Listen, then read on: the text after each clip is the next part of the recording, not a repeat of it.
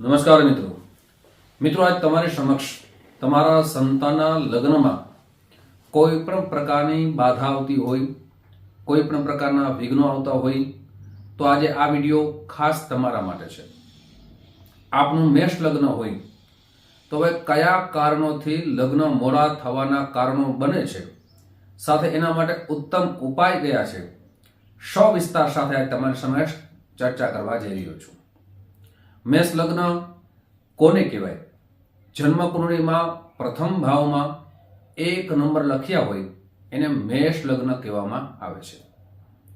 ઉંમર લગ્નની કહી શકાય તો કે વધુમાં વધુ 25 વર્ષની આયુ છે એ લગ્નની કહી શકાય.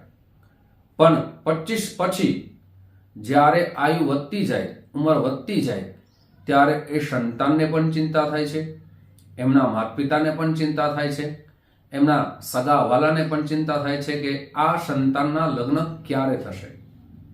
તો એ સર્વ ચર્ચા મેષ લગ્ન આપનું હોય તો આ વિડીયો ખાસ પરિપૂર્ણ રીતે જરૂર સાંભળજો. સાથે મિત્રો ખાસ આપને વિનંતી છે કે આપણે હવે જે શ્રીડ લઈને આવી રહ્યા છે એ લગ્ન ઉપર છે કે આપનું લગ્ન ઉપરથી ઉપાય કરશો તો એનું પરિણામ ખૂબ જ ઉત્તમ આવશે. સાથે મિત્રો આ જે લગ્નની ચર્ચા કરી છે મેષ લગ્નની, એમ તમારી જન્મ કુંડળીમાં કયા ગ્રહો અશુભ છે, કયા ગ્રહો શુભ છે, સવિસ્તાર પૂર્વક આપને જાણવું હોય તો વિડીયામાં નંબર આપ્યા છે, એ નંબરમાં આપ સંપર્ક સાધી શકો છો. સાથે જ્યોતિષ જોવાનો સમય, ફોન કરવાનો સમય, SMS કરવાનો સમય સવારે 10 વાગ્યાથી લઈ બપોરના 1 વાગ્યા સુધી છે, સાંજે 5 વાગ્યાથી લઈ અને રાત્રે 9 વાગ્યા સુધી છે. આ સમયે આપ કોલ કરીને એપોઇન્ટમેન્ટ નોંધાવી શકો છો. સાથે મિત્રો ઘણા બધા મિત્રોને ઘણા બધા વિડીયામાં મેં કીધું છે, દરેક વિડીયામાં કીધું છે, સાથે દરેક વિડીયામાં આપણે જે સમય છે એ લખવામાં આવે છે. પણ ઘણા બધા મિત્રો કેવલ ને કેવલ સામાન્ય વિડીયો જોઈ અને કોલ કરે અને કહે કે અમારી રાશિ આ છે, અમને કહો. તો સૌથી પહેલા આપની રાશિ વિશે, આપના લગ્ન વિશે, આપની જન્મકુંડ વિશે જાણવું હોય તો એપોઇન્ટમેન્ટ લેવી પડશે. આપને સમય દઈએ, એ સમય આપ કોલ કરો પછી આપને કહેવામાં આવશે. અને તેના માટે સુનિશ્ચિત દક્ષિણા નક્કી કરેલ છે, એ આપ મોકલી આપશો ઓનલાઈન જન્મકુંડલી બતાવી હોય તો. અને આપને જન્મકુંડલી આપના જ મોબાઈલમાં, આપના જ વોટ્સઅપમાં PDF કરી શાસ્ત્રોક્ત ઉપાય લખી, સરળ ઉપાય લખી અને આપને મોકલવામાં આવશે. મિત્રો હવે મેષ લગ્નમાં કયા કારણોથી લગ્ન થવામાં મોડું થાય છે એ ચર્ચા કરીએ. સૌથી પહેલા મેષ લગ્ન હોય તો 7મો ભાવ વિવાહ માટે જોવામાં આવે છે અને 7મા ભાવનો સ્વામી એટલે કે શુક્રદેવ થાય છે. શુક્ર ગ્રહ છે એ ભૌતિક સંપત્તિનો કારક ગ્રહ માનવામાં આવે છે, પત્નીનો કારક માનવામાં આવે છે, સંતાનનો કારક ગ્રહ માનવામાં આવે છે, યશનો કારક માનવામાં આવે છે. પણ મિત્રો અહીંયા આપણે જોઈએ તો 2 કારણો ખૂબ જ વિશેષ જોવા મળે છે કે 7મ ભાવનો માલિક શુક્ર કયા સ્થાનમાં બેસવાથી લગ્ન ખૂબ જ મોડા થાય. સૌથી પહેલા 7મ ભાવનો માલિક એટલે કે શુક્રદેવ જો 12મા સ્થાનમાં બિરાજિત હોય એટલે કે વ્યય સ્થાનમાં બિરાજિત હોય, ઉચ્ચ રાશિમાં છે, મીન રાશિમાં છે, છતાં આવા જાતકોના લગ્ન થવામાં ખૂબ જ મોડું થાય છે.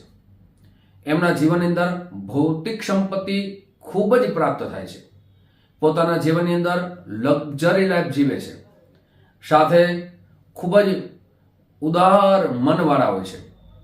જે સંપત્તિ આવે એ સંપત્તિનો ભોગ પોતે ભોગવે છે. સાથે આવા જાતકોને અન્ય જગ્યાએ અનેક તે સંબંધો પણ જોવા મળે છે. સાથે આવા જાતકો ખર્ચાળ બહુ હોય છે. ઘણી વખત ઘણી બધી સંપત્તિ આવે તો ઘણી જગ્યાએ તે ફરવા જાય, પ્રવાસમાં જાય, યાત્રામાં જાય તો કોઈ પણ જાતનો હિસાબ રાખતા જ નથી. મોટા મનથી એ ભૌતિક સંપત્તિ વાપરે છે. અને મીન રાશિનો શુક્ર હોવાથી આવા જાતકો ભૌતિક સંપત્તિ પ્રાપ્ત કરે છે અને વ્યય પણ થાય છે. સાથે એમના જીવનની અંદર બધું સુખ મળે, પણ પત્નીનું સુખ મેળવવા માટે, પતિનું સુખ મેળવવા માટે ખૂબ જ વાર લાગે છે, ખૂબ જ વિલંબ થાય છે. કેમ કે જે શુક્ર છે એ 2 રાશિનો મારક ગ્રહ ગણવામાં આવે છે. એક તો બીજા ભાવનો શુક્ર મારક ગ્રહ કહેવામાં આવે છે, અને 7મા ભાવનો આ શુક્ર મારક ગ્રહ માનવામાં આવે છે. અને 12મા સ્થાનમાં જવાથી એ પત્નીનું સુખ મેળવવામાં ખૂબ જ એમને વિલંબ થાય છે. મિત્રો, તમને આ શુક્ર મારક ગ્રહ અને 12મા સ્થાનમાં આ કારણ બનતું હોય, આપની કુંડળી જરૂર જોજો. સાથેનો ઉપાય આપને સમક્ષ પણ રાખીશ, પણ તે પહેલા એક નમ્ર પ્રાર્થના છે મિત્રો. નવા મિત્રો આ વિડીયો જોઈ રહ્યા છો, મિત્રો આ વિડીયો તમને ગમે તો જરૂર ને જરૂર તમારા મિત્રોમાં ખૂબ જ આ વિડીયો શેર કરજો, લાઈક કરજો. સાથે મિત્રો, આપની કુંડળીમાં આપનો શુક્ર અધિપતિ મેષ લગ્ન હોય તો કયા સ્થાનમાં છે એ જરૂર લખજો.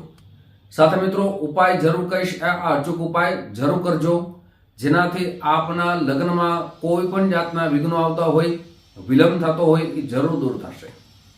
હવે મિત્રો, બીજા કારણની ચર્ચા કરીએ કે શુક્ર કયા સ્થાનમાં હોવાથી લગ્નમાં મોડું થાય છે. તો શુક્રદેવ છે એ 7માનો ભાવના માલિક થાય છે.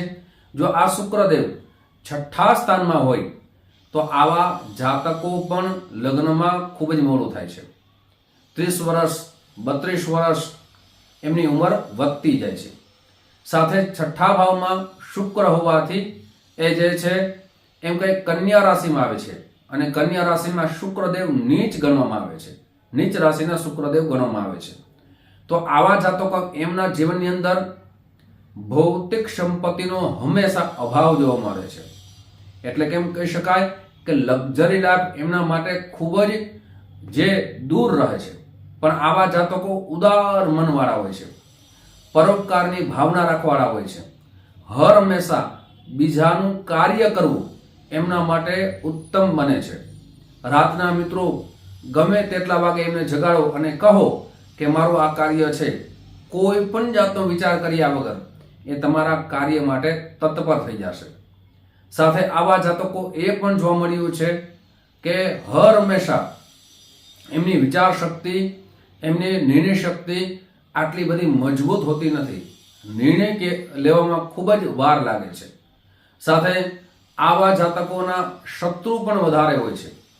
એ પણ જોવામાં આવ્યું છે કે એમને ગુપ્ત રોગોથી દૂર રહેવું જોઈએ, અનૈતિક સંબંધોથી દૂર રહેવું જોઈએ. આવા જાતકોને પણ એમના લગ્નમાં મોડું થાય છે. મિત્રો, જો તમારું મેષ લગ્ન હોય અને શુક્ર આ 2 સ્થિતિમાં હોય, 12મા સ્થાનમાં હોય અથવા 6ઠ્ઠા સ્થાનમાં હોય તો આ ઉપાય જરૂર કરજો. ઉપાય એ છે મિત્રો, સૌથી પહેલા એ પણ કહી દઉં કે આપને જન્મ પત્રિકા મેળાપક કરીને જ લગ્ન કરવા જોઈએ. આપ જન્મ પત્રિકા મેળાપક વગર લગ્ન કરશો, 6ઠ્ઠા ભાવમાં શુક્ર હોવાથી આવા જાતકોના છૂટાછેડા પણ ખૂબ જ જલ્દી થવાની સંભાવના વધી જાય છે. એટલે જન્મ પત્રિકા મેળાપક કરીને જ લગ્ન કરવા જોઈએ. સાથે મિત્રો, ઉપાય એ છે કે આપને જે 5 સોમવાર સુધી કર્મકાંડના આચાર્યો હોય એમની પાસે રુદ્ર અભિષેક કરાવવો જોઈએ, અને શેરડીના રસથી આ ભગવાન શિવ ઉપર અભિષેક કરશો 5 સોમવાર સુધી. મને લાગે છે કે આપના લગ્નમાં જે વિલંબ થાય છે એ ભગવાન શિવની કૃપાથી જરૂર દૂર થશે. સાથે બીજો ઉપાય છે જે આપ કરી શકો, ઓમ દ્રામ દ્રીમ દ્રોમ શહ શુક્રાય નમઃ આ મંત્રના પ્રતિદિન આપને 2 માળા જરૂર કરવી જોઈએ. સાથે શુક્રવારના દિવસે આપ સફેદ વસ્તુનું દાન કરશો તો આપના લગ્નમાં જે પણ મોડું થાય છે ભગવાનની કૃપાથી જરૂર દૂર થશે. મિત્રો, આવા જ વિડીયા જે આપને ઉપયોગી આવે, આપના જીવન માટે ઉપયોગી આવે અને આપના જીવનના વિઘ્નો બધી પ્રકારના દૂર થાય એવા વિડીયા, જ્ઞાનવર્ધક વિડીયા તમારી સમક્ષ મૂકતો રહીશ.